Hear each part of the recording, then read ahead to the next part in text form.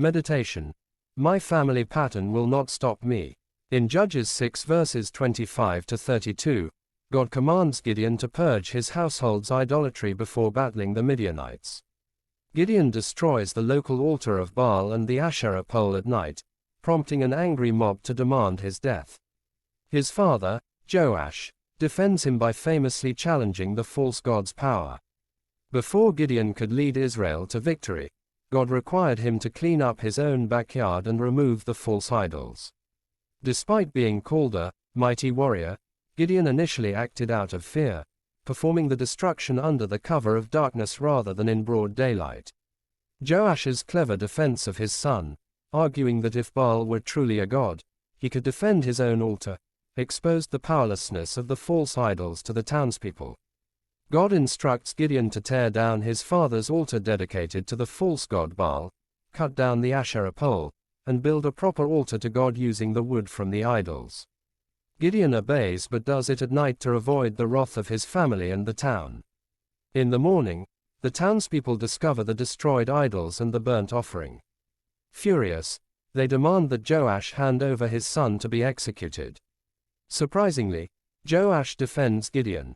He tells the crowd that if Baal is truly a god, he should be able to fight his own battles. He nicknames Gideon Jerub-Baal, meaning, let Baal contend against him, essentially saying, let Baal fight for himself. Commentary and perspectives. Scholarly and religious commentaries highlight the necessity of confronting personal or familial idols before embarking on a greater spiritual mission. Gideon's story is often used to illustrate that true faith demands we put God above anything else that competes for our devotion. Many individuals reflect on the deeper spiritual lesson of cleaning house and removing idols in our lives. They will never be able to fulfill the hope that you put in them.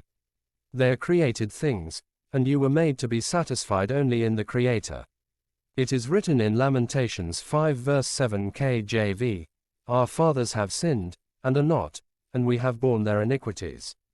It describes the community's agony as they suffer the harsh consequences of their ancestors' generations of rebellion and idolatry. While the previous generation died, their descendants are left paying the national price.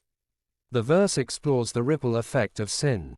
Centuries of unfaithfulness from prior generations, culminating in the 586 BC Babylonian exile, resulted in the loss of their land, the destruction of the temple, and the current subjugation.